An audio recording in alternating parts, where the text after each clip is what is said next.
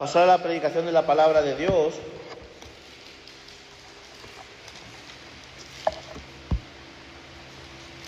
Vamos a Mateo, capítulo 6, versículo 10. Mateo, capítulo 6, versículo 10.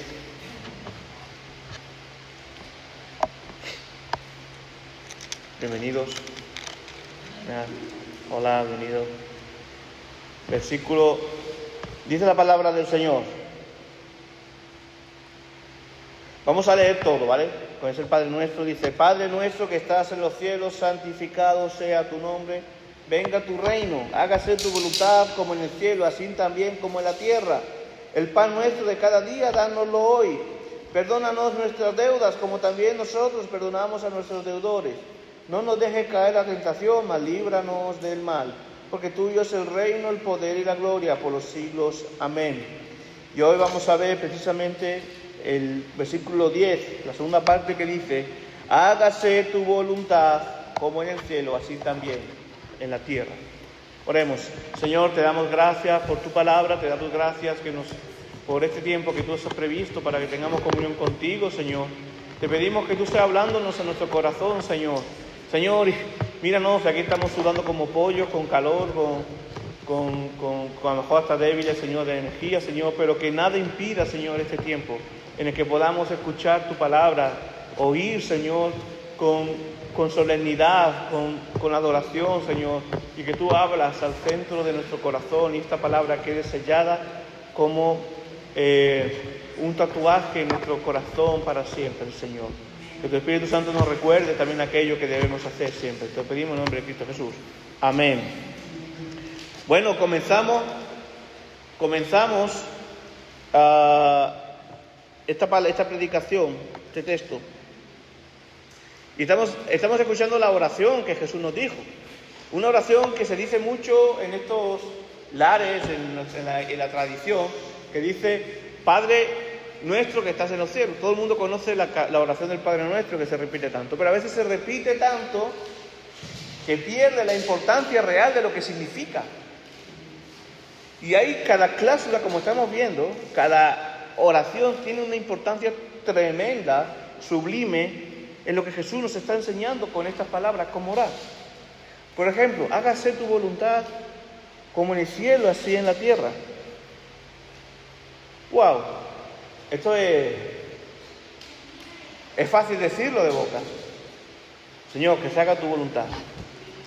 Pero ¿cuántas veces nos rebelamos contra Dios cuando la voluntad de Dios no bate, no es con la nuestra?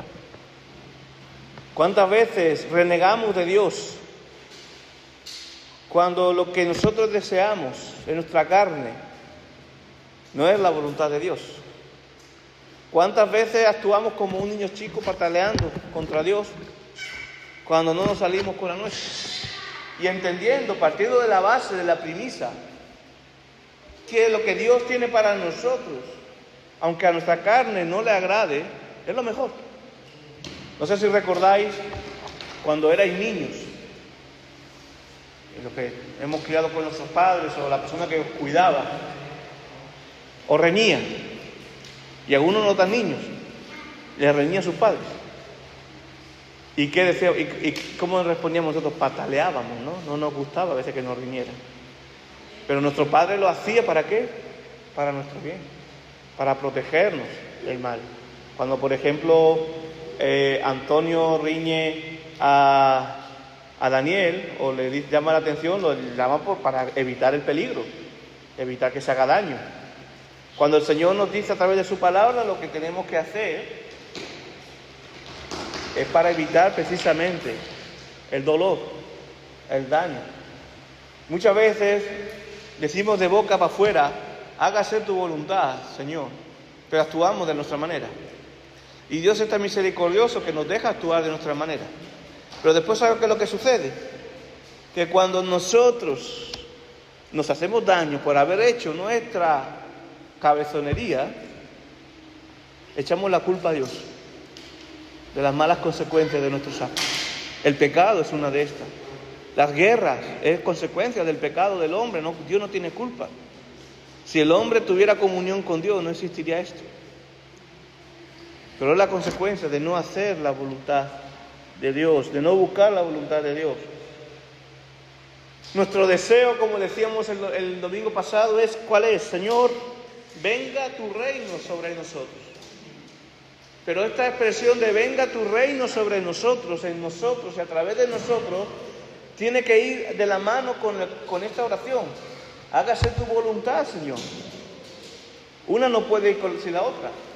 Y aquí es muy fácil decir, Señor, con las manos levantadas, hágase tu voluntad, tu reino, cantar himnos diciendo esto, y amén, y todo aleluya, y todo muy guay.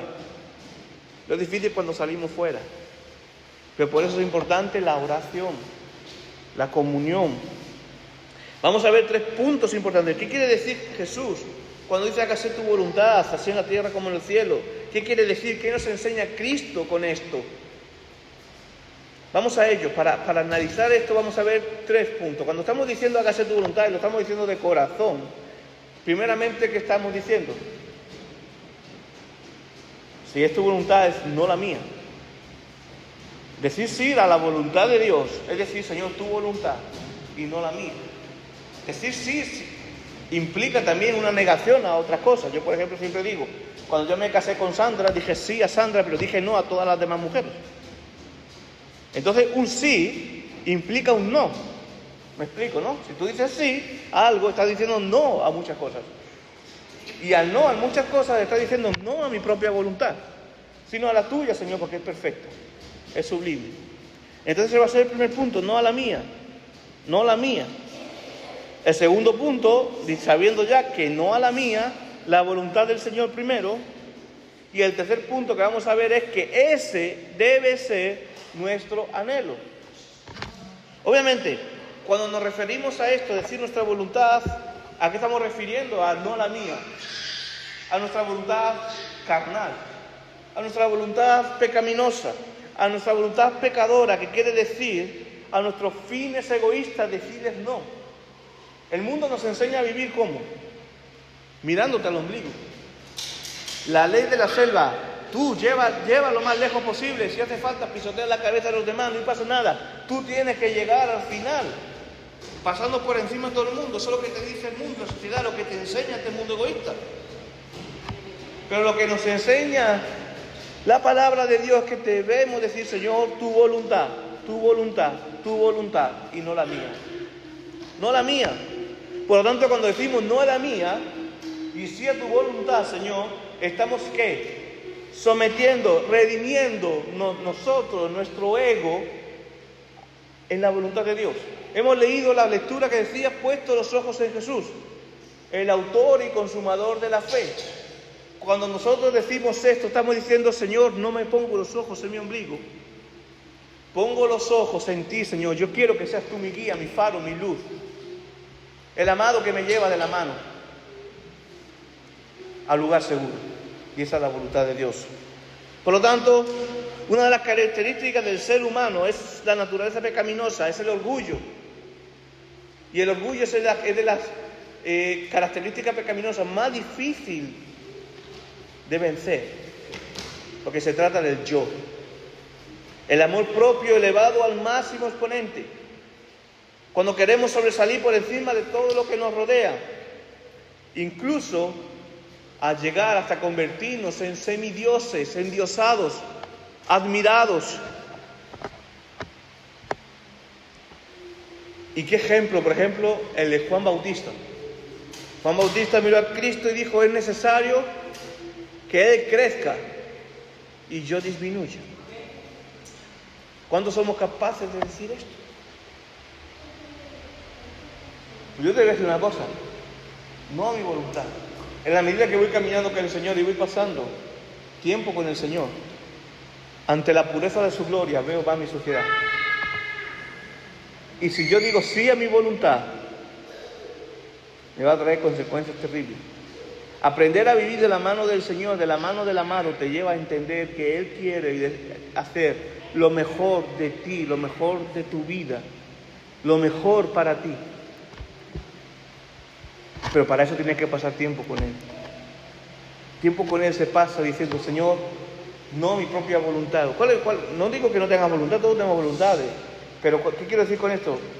A mí me nace levantarme por la mañana y no hacer nada más que estar en el sofá. O irme a la piscina, pasar todo el día en la piscina. O estar todo el día jugando fútbol. O estar por ahí. Pero ahí donde ya comienza el día diciendo, no, Señor, no mi voluntad, la tuya. ¿Y cuál es la suya? Que me vaya a mi lugar secreto, me ponga de rodillas y me ponga a hablar con Él, a orar. Eso es lo que Dios quiere, por ahí empieza el día. Decir no a la mía, ya comienza con el primer abrir de ojos. Y seguir. Y ya ese tiempo que pasa es precioso. Yo mis mejores momentos con Dios lo he pasado en mi intimidad. Y ese tiempo que pasas precioso con Dios ya te va a condicionar para bien todo el día. Porque ya digo, no, hombre, Señor, ya, sí, tengo que hacer las cosas bien, tengo que hacer tu voluntad, no la mía. Por lo tanto,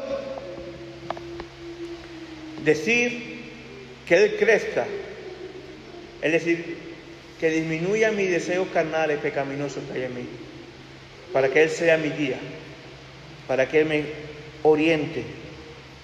Por esto, mi hermano, nuestra vida, esto debe ser nuestra tónica en la vida.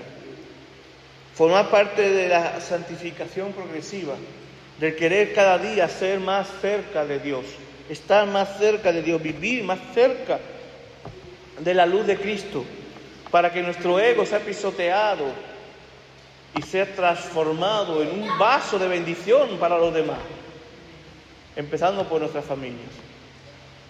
Pero para esto hay ya que levantarse una mañana y decir, Señor, no a la mía, tu voluntad sea hecha en mí.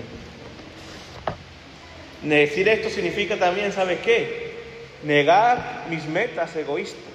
Cuidado, tener propósito en la vida son muy buenos, Yo te animo a que tengas propósitos, tengas metas, Pero muchas veces, ¿sabes lo que sucede? Que cuando hacemos nuestros planes de futuro, hacemos nuestras metas, no consultamos a Dios. Quitamos de la ecuación a Dios. Yo puedo, yo lo voy a hacer.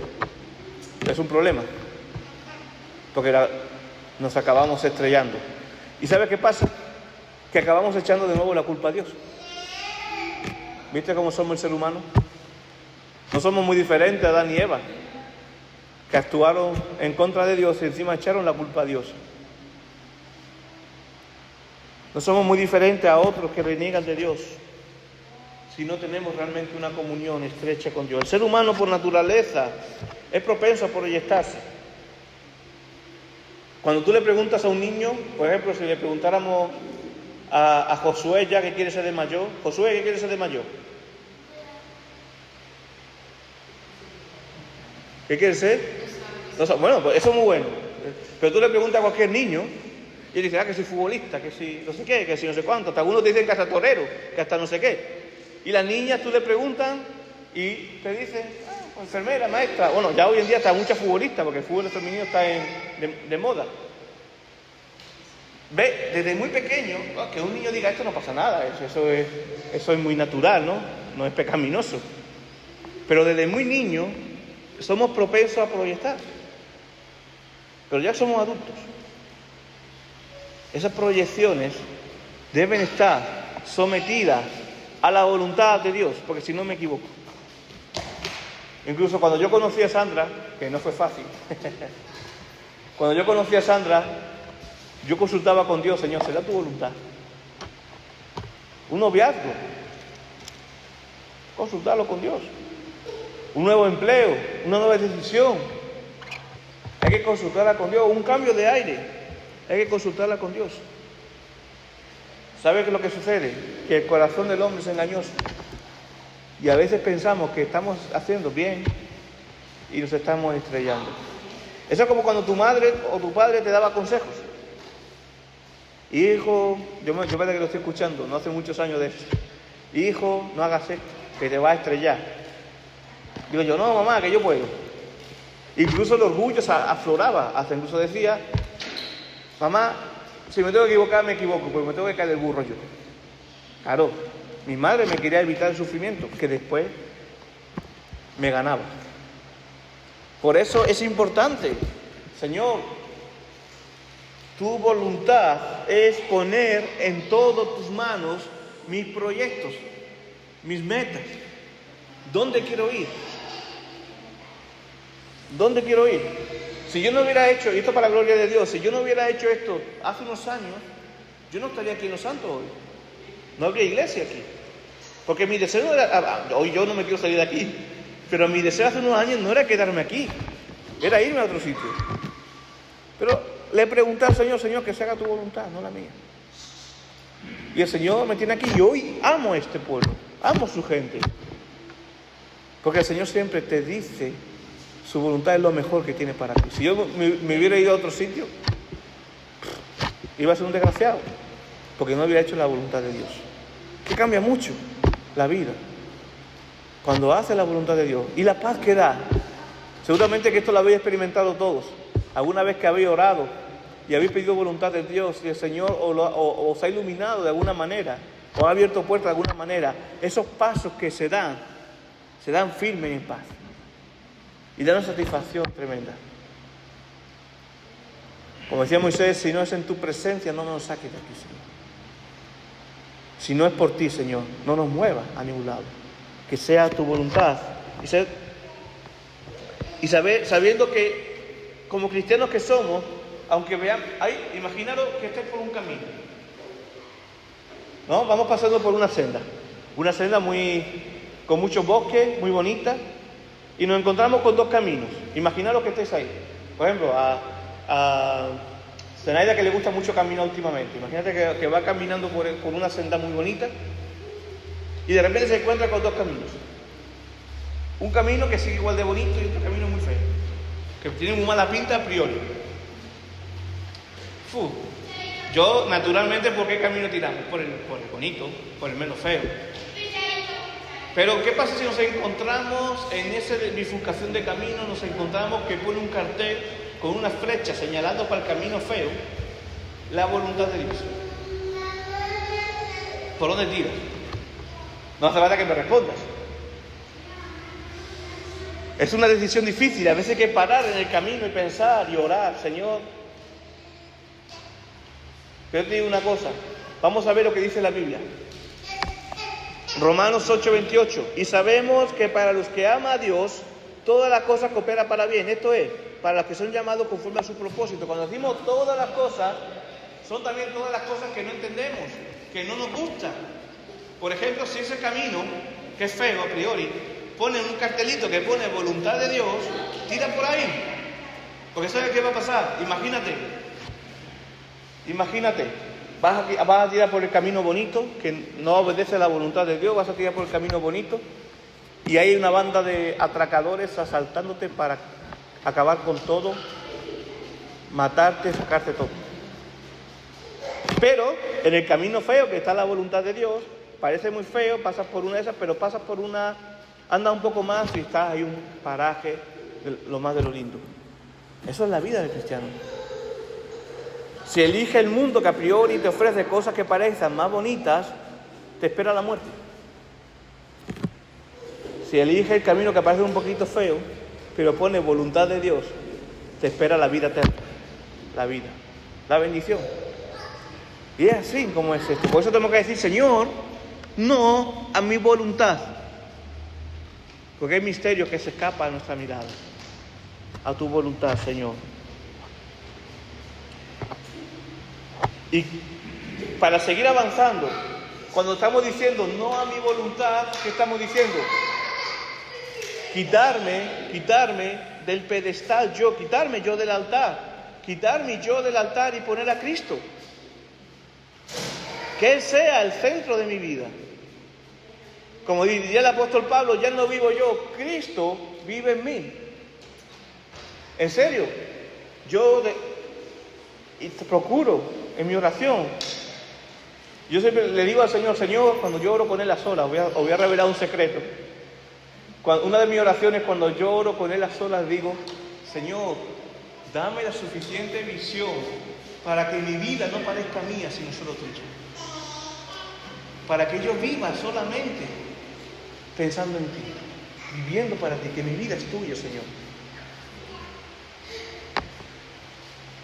Y esto es quitarte del pedestal y poner a Cristo. Jesús dice, si alguno quiere venir en pos de mí, niéguese a sí mismo, tome su cruz y sígame. Y tomar la cruz quizás te lleva por un camino que a priori es feo, pero está la vida. Jesús dijo, en este mundo tendréis aflicción y llanto, pero confiad, yo he vencido al mundo. Y justo se trata de esto, hágase tu voluntad. Va implícito esto, quitarme yo del pedestal que yo me tenía y poner a Cristo. Lo vemos claro en Filipenses capítulo 2, como el propio Cristo nos muestra el camino, humillándose en la cruz para pagar el precio que nosotros debíamos y darnos vida eterna.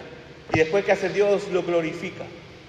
Nosotros esto, es necesario que disminuyamos, que le pongamos a Él primero en nuestra vida, y Él nos vindicará, Él nos bendecirá. Por lo tanto, ya hemos dicho que no a nuestra voluntad. ¿Y qué es lo que debe reinar? La voluntad de Dios primero.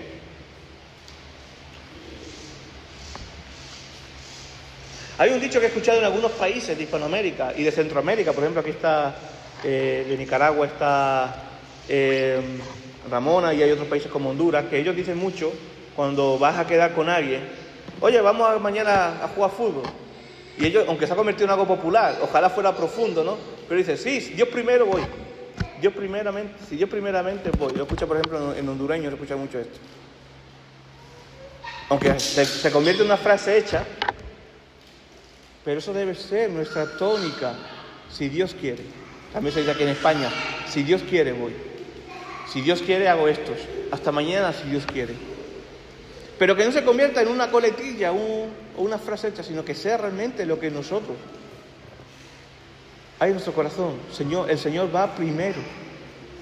El Señor es el que lleva nuestra vida. Por lo tanto, la voluntad del Señor primero, ponerle a Él en primer lugar. Y ponerle en primer lugar significa que nuestro ego deja de obsesionarnos, poner nuestras aspiraciones y sueños pecaminosos a un lado y decir, Señor, tu voluntad primero, yo estoy aquí ante ti. Tú eres nuestro altar, Señor, y vivimos para ti, Señor.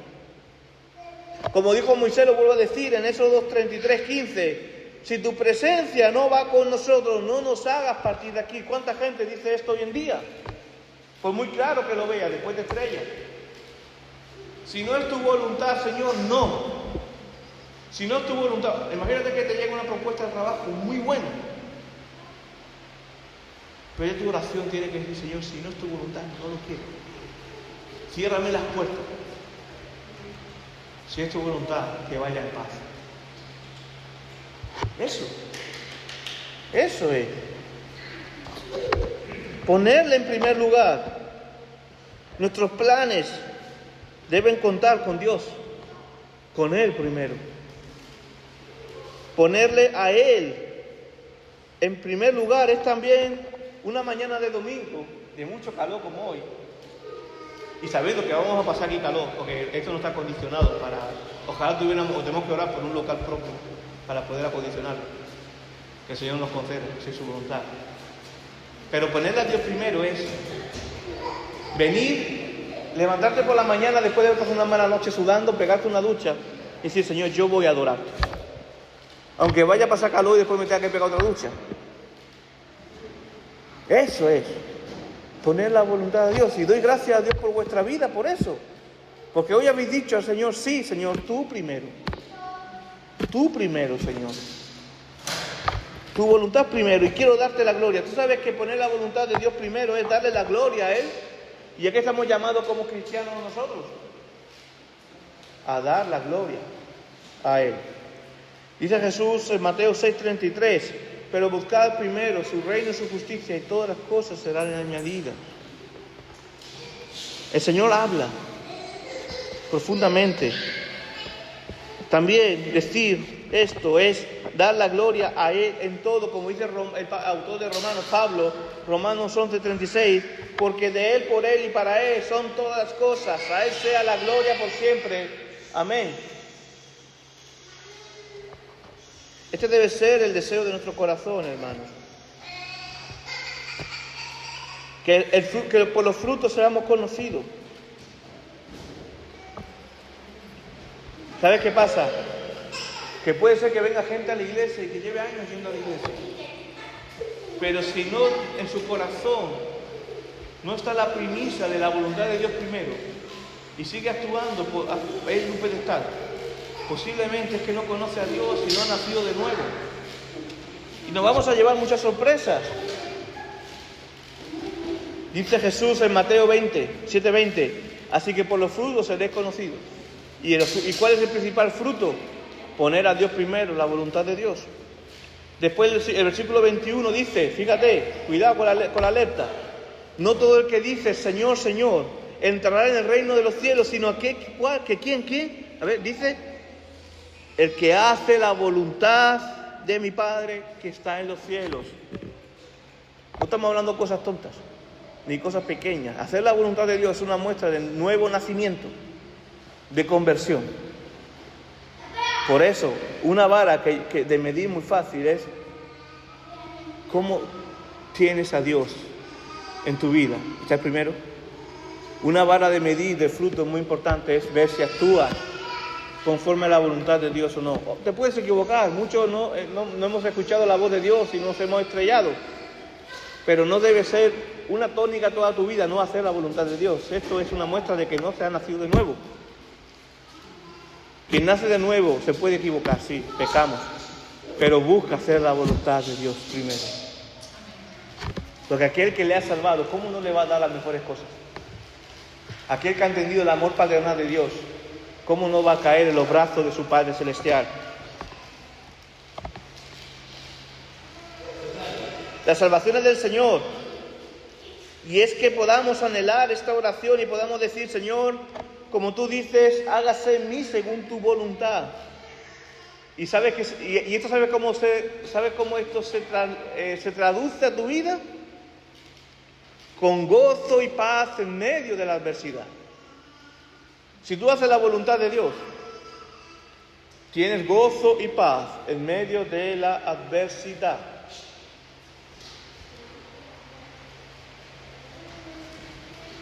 Como dice Habacuc, fíjate lo que dice la oración de Habacuc, cuando está terminando el profeta Habacuc, ¿no? Aunque la higuera no eche fruto, no eche brote, ni haya fruto en las viñas, aunque falte el producto del olivo y los campos no produzcan alimento, aunque falten las ovejas del aprisco y no haya vaca en los establos, con todo yo me alegraré en el Señor y me regocijaré en el Dios de mi salvación. Aunque no tenga nada, en Él me gozaré, en Él me alegraré. Y eso es tener a Dios primero. Eso es tener la voluntad de Dios primero. Job es otro ejemplo. Job había perdido todo, había perdido sus hijos, su casa, todo. Y su mujer le dijo, Job, reniega de Dios y muérete. ¿Y qué dijo él? Job capítulo 2, versículo 10.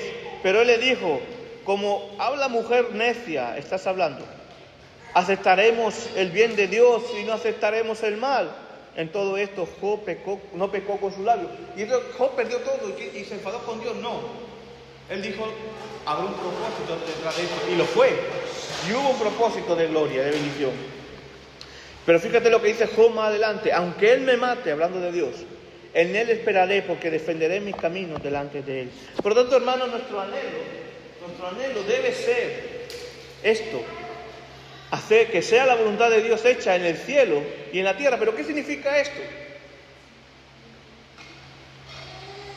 La voluntad de Dios ya se hace en el cielo. ¿Pero qué significa esto?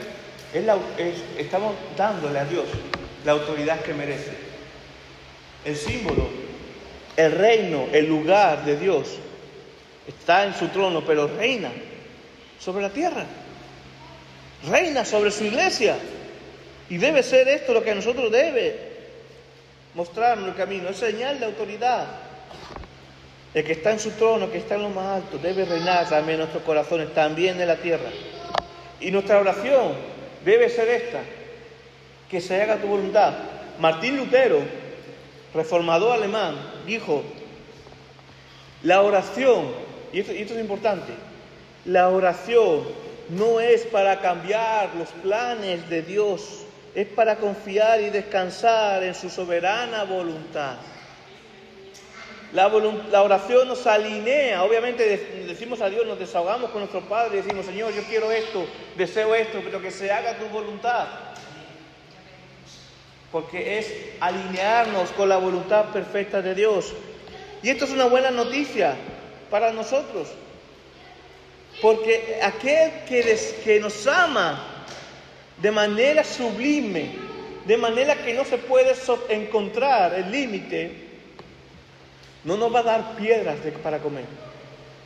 Su voluntad con Él, su voluntad con nosotros es la más perfecta, la más preciosa, que no podamos entender, porque ella preparó la historia final de amor, que es la eternidad con Él. Por lo tanto, a mí esto me da mucho descanso, saber que mi oración no cambia los planes de Dios, sino que yo me alineo a sus planes. Cuando digo, hágase en mí según tu voluntad, Señor. Hermanos,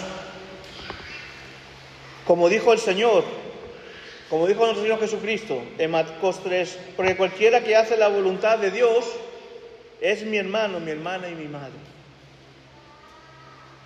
Realmente, yo quiero preguntarte, estamos ya terminando, ¿realmente es tu deseo hacer la voluntad de Dios? ¿Es ponerle a Él primero? ¿Esto sabes qué significa?